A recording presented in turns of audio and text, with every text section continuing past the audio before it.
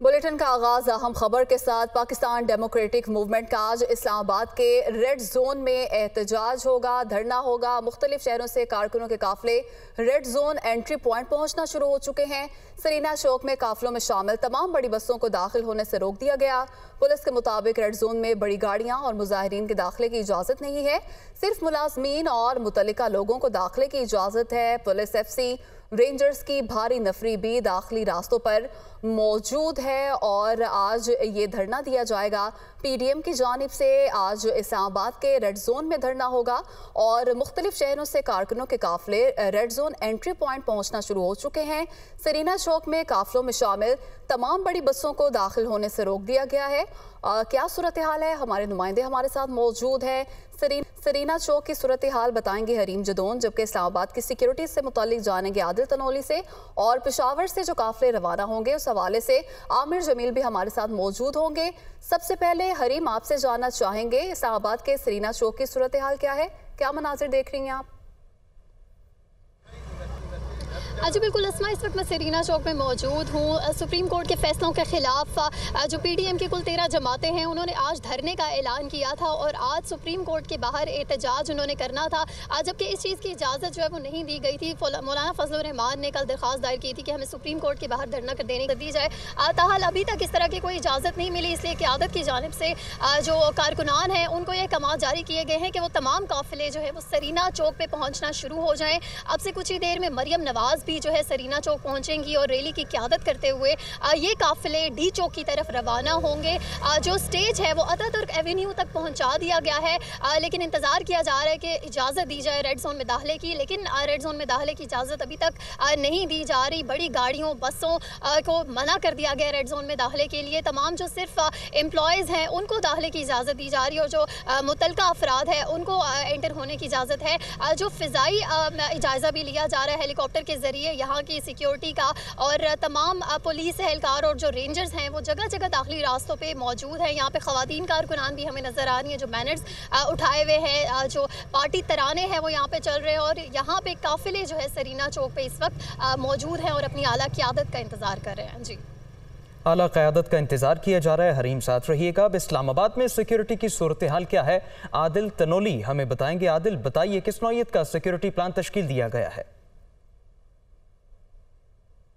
के सरबराह मौलाना फजलुर रहमान की जानिब से जो सुप्रीम कोर्ट के बाहर एहतजाज की कॉल दी गई है और उसी सिलसिले में इस्लामाबाद पुलिस और इंतज़ामिया की जानिब से सख्त तरीन सिक्योरिटी इंतजाम किए गए हैं। रेड जोन को जुज़वी तौर पर सील भी किया गया है। सिर्फ 2 रास्ते जो हैं मुतल्लिका लोगों के लिए, सेक्रेटेरिएट मुलाजमीन, इसी तरह सुप्रीम कोर्ट, इलेक्शन कमीशन, दीगर जो रेड जोन के अंदर अहम सरकारी इमारतें हैं उनके मुलाजमीन के लिए खोले गए हैं। उनके अलावा किसी भी गैर मुतल्लिका शख्स को आज रेड जोन में दाखिले की इजाज़त जो है वो बिल्कुल भी नहीं दी जा रही। गुज़श्ता रोज़ PDM की जानिब से रेड जोन में जलसे की और एहतजाज की इजाज़त के लिए ज़िले इंतज़ामिया से रब्ता भी किया गया था, लेकिन ताहाल ज़िले इंतज़ामिया की जानिब से कोई भी फ़ैसला नहीं किया गया, क्योंकि इस्लामाबाद में दफ़ा 144 नाफिज है। किसी भी जलसे, जुलूस, इज्तिमा पर जो है वो मुकम्मल तौर पर पाबंदी आयद कर रखी है। तो अभी तक ज़िले इंतज़ामिया की जानिब से PDM को किसी भी किस्म की जलसे या जुलूस की या रैली की इजाज़त जो है वो बिल्कुल भी नहीं मिली। रेड जोन के तमाम रास्ते जो हैं उनको इस्लामाबाद पुलिस और इंतज़ामिया की जानिब से बंद किया गया है। पुलिस का एहलकार, साथ ही साथ FC और रेंजर्स के एहलकार जो हैं वो भी तैनात किए गए हैं। सुप्रीम कोर्ट के बाहर शाराए दस्तूर के ऊपर PDM की जानिब से ये कहा गया था कि वो अपना एहतजाज जो है वो रिकॉर्ड करवाएंगे। मुल्क भर से जो PDM के में शामिल जमातों के जो कारकुनान हैं उनके काफिले इस्लामाबाद पहुंचना शुरू हो चुके हैं। रेड जोन के बाहर ही इस्लामाबाद पुलिस की जानिब से उनको रोका गया है ताकि वो रेड जोन के अंदर ना आ सकें। आला अफसरान की जानिब से अभी तक एहलकारों को या ड्यूटी पॉइंट्स पर मौजूद जो लोग हैं उनको कोई भी ऐसी इंस्ट्रक्शन नहीं मिली कि PDM के जो कारकुनान हैं उनको रेड जोन के अंदर दाखिल होने दिया जाए, क्योंकि गुज़श्ता रात वफाकी हुकूमत के जो वज़रा हैं उनकी जानिब से मौलाना फजलुर रहमान के साथ मुलाकात भी की गई और वज़ीर दाखिला राना सनाउल्लाह की जानिब से ख़ुद भी मौलाना रहमान को इस बात के ऊपर इसरार किया गया कि वो अपना एहतजाज जो है वो रेड जोन से बाहर या उसके लिए कोई जगह मुख्तस करें जहाँ पर वो अपना एहतजाज रिकॉर्ड करवा सकें। लेकिन मौलाना फजलुर रहमान जो है वो सुप्रीम कोर्ट के खिलाफ उन्होंने एहतजाज की कॉल दी है। तो इसी तनाजुर में उनका जो एहतजाज है उनकी जानिब से यह हुकूमत को कहा गया है कि वो अपना एहतजाज जो है वो सुप्रीम कोर्ट के बाहर ही रिकॉर्ड करवाएंगे। ज़िले इंतज़ामिया भी तमाम तर फैसलों की सूरत हाल में तज़ब्ज़ुब का शिकार है, क्योंकि दफ़ा 144 नाफिज है। दफ़ा 144 में 4 या 4 से ज़्यादा लोगों का मजमा जो है वो इकट्ठा करना जो है खिलाफ कानून है। अभी तक कानून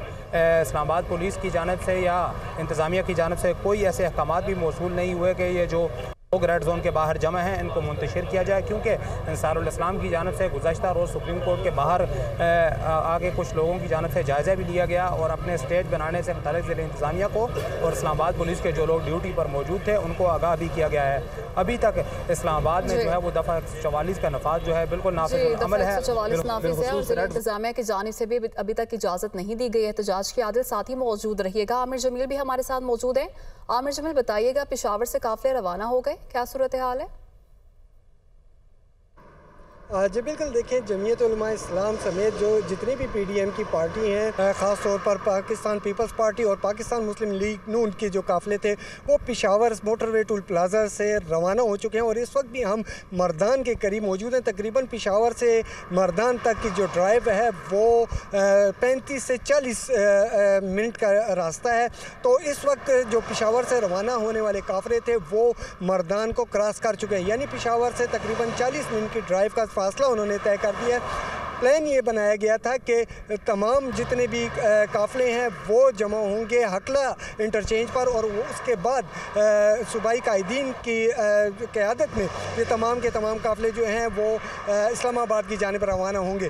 लेकिन इसमें दो वक्त जो हैं इनके प्लान जो हैं वो तब्दील हो चुके हैं। इससे पहले प्लान ये था कि वो 8 बजे पेशावर में मुफ्ती महमूद मरकज़ जो है वहाँ से तमाम काफ़िले इकट्ठे होंगे पेशावर डिवीज़न के और इसके इर्द गिर्द जितने भी डिवीज़न है उनके काफ़िले मुफ्ती महमूद मरकज़ पर आएंगे और उसके बाद रवाना हो जाएंगे। लेकिन आज सुबह प्लान में थोड़ी सी तब्दीली की गई। काफ़िले जो है वो मुफ्ती महमूद मरकज़ के बजाय मोटरवे टूल प्लाज़ा पर उनको बताया गया कि वहाँ पर जमा और उसके बाद रवाना होंगे। लेकिन मोटरवे टूल प्लाज़ा पर भी हमने देखा कि कुछ लोग जमा हुए हैं लेकिन वो अपने ही तरीके से इस्लामाबाद की जानिब रवाना हो गए। यानी कि जिस तरीके से हम इससे पहले देखते रहे हैं कि किसी भी एहतजाजी रैली जो कि पेशावर से इस्लामाबाद की जानिब जानती है तो वो इकट्ठे होती हैं, सूबाई कायदीन वहाँ पर आते हैं, खिताब करते हैं और उसके बाद आगे की जानिब रवाना होते हैं। लेकिन इस दफ़ा हमें ये चीज़ तरह देखने को नहीं मिली। काफ़िले जो थे वो अपने जो इलाके के नाज़मीन थे उन्हीं के साथ मिलकर कारकुनान अपने नाज़मीन के साथ मिलकर इस्लामाबाद की जानिब रवादवा हैं, जबकि मुख्तलिफ कारकुनान जो कि इस्लामाबाद पहुँच रहे हैं वो रेड जोन के करीब पहुँच कर अपने कारकुनान को कॉल दे रहे हैं कि जैसे ही उन्हें इजाज़त मिले वो अंदर दाखिल होंगे। बहुत शुक्रिया तमाम नुमाइंदगान का इस बारे तफसील दे रहे थे। अहम खबर है कि army chief general Asim Munir और मुत्तहिदा अरब अमारात के सदर शेख मोहम्मद बिन जायद का टेलीफोनिक राबिता हुआ। आर्मी चीफ और UAE सदर में दो तरफा दिफाई ताल्लुकात और फौजी ताउन पर तबादला ख्याल हुआ। आर्मी चीफ और UAE सदर के दरमियान दो तरफा ताउन बढ़ाने पर भी इत्तेफाक राय हुआ है। अपडेट करते चले अहम खबर से। Army chief general Asim Munir और मुत्तहिदा अरब अमारात के सदर शेख मोहम्मद बिन जायद का टेलीफोनिक राबिता हुआ। दो तरफा दिफाई ताल्लुकात और फौजी ताउन पर ख्याल हुआ, जबकि दोनों के दरमियान दो तरफा ताउन बढ़ाने पर भी गुफ्तगू हुई है।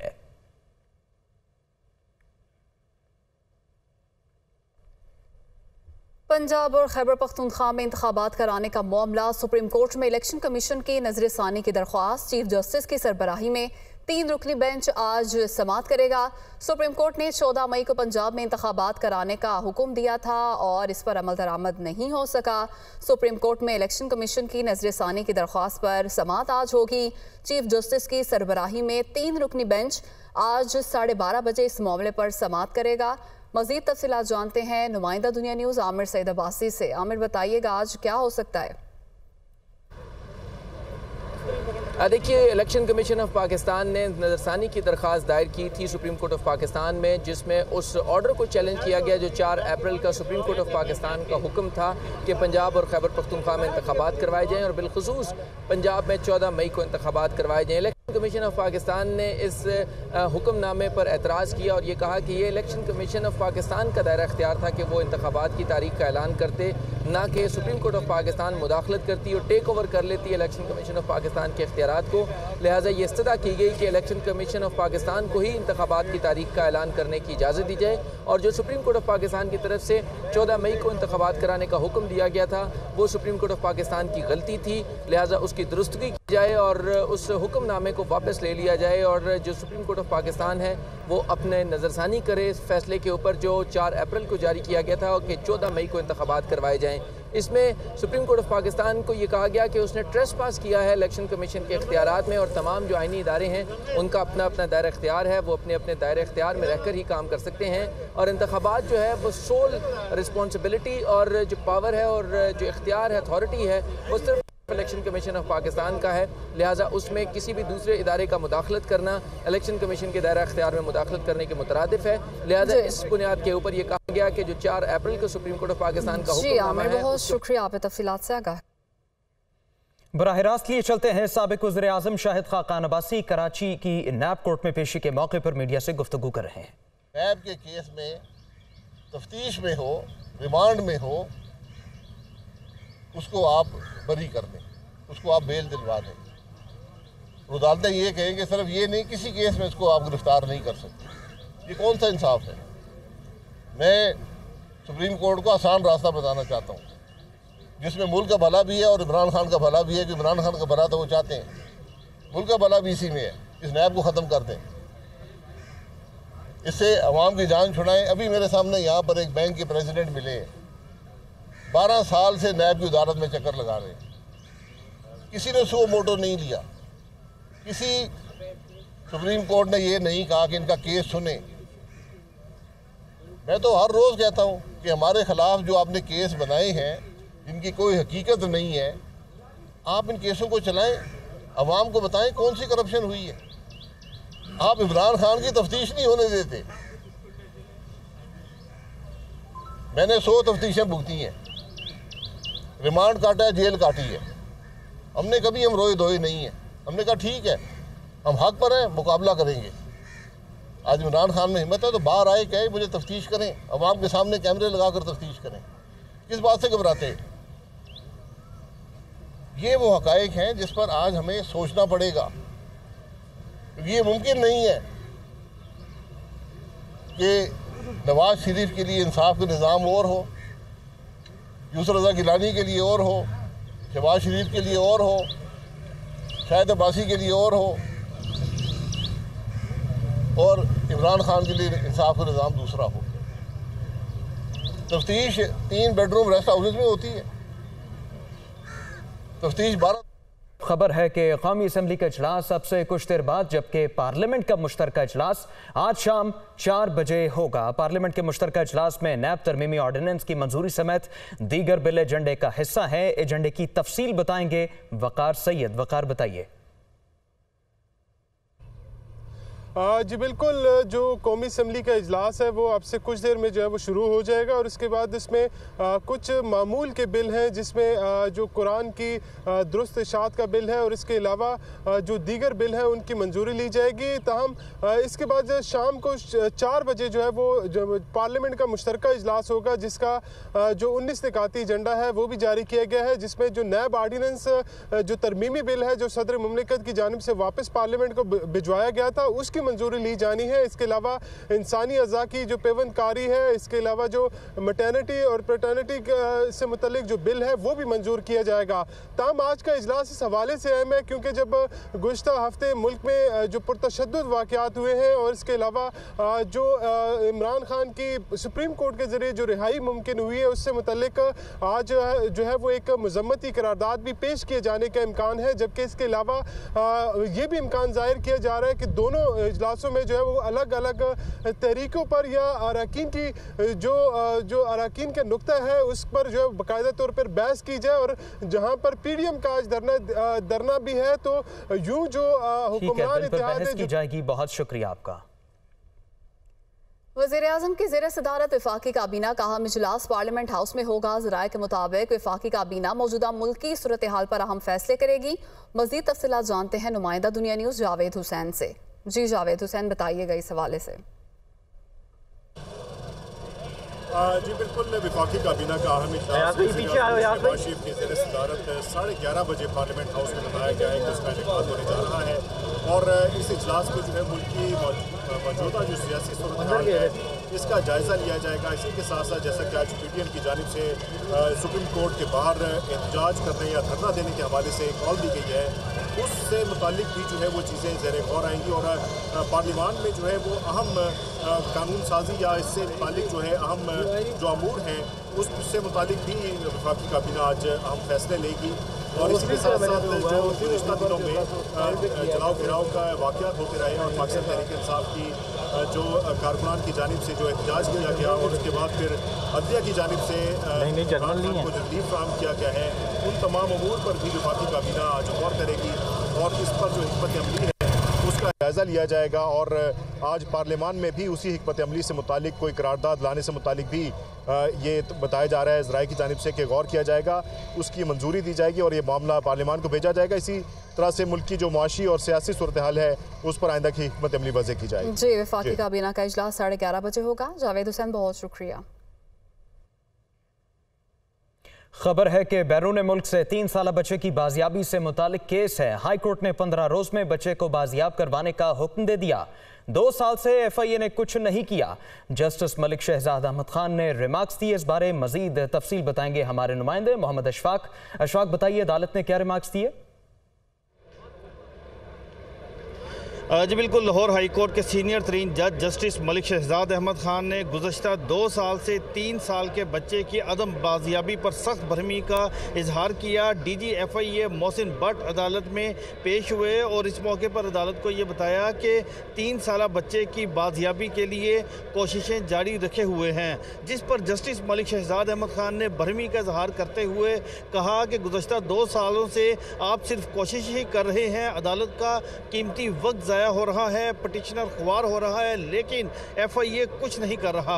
जस्टिस मलिक शहजाद अहमद खान ने कहा कि अब सिर्फ ये सूरत हाल बाकी रह चुकी है कि अब वज़ीर ख़ारजा बिलावल भुट्टो ज़रदारी और वज़ीर दाखिला राना सनाउल्लाह को अदालत में तलब किया जाए, फिर ही कुछ बनेगा। जिस पर DG FIA ने कहा कि उन्होंने बच्चे को फ़रार करवाने वाले यानी उनके जो वालिद हैं काशिफ मंजूर, उसके वारंट गिरफ्तारी जारी कर दिए हैं, इंटरपोल से रब्ता कर लिया है। 1 माह की मोहलत दे दी जाए तो सूरत हाल बेहतर हो जाएगी और बच्चे को बाजियाब करवा लिया जाएगा। जिस पर जस्टिस मलिक शहजाद अहमद खान ने कहा कि इतनी मोहलत नहीं दी जा सकती, अगर आप कुछ करना चाहते हैं तो आपको 15 रोज़ की मोहलत देते हैं और 15 रोज़ के अंदर अंदर बच्चे को बाजियाब करवा कर अदालत में पेश किया जाए। अदालत में राबिया इम्तियाज़ की जानिब से ये दरख्वास्त दायर की गई थी कि उसका शोहर धोखे से बच्चे को लेकर बेल्जियम चला गया और अभी तक वापस नहीं आया और इस हवाले से उनका उससे कोई अदालत की जानिब से 15 रोज की मोहलत दी गई है। बहुत शुक्रिया मोहम्मद अशफाक, इस बारे तफसील दे रहे थे।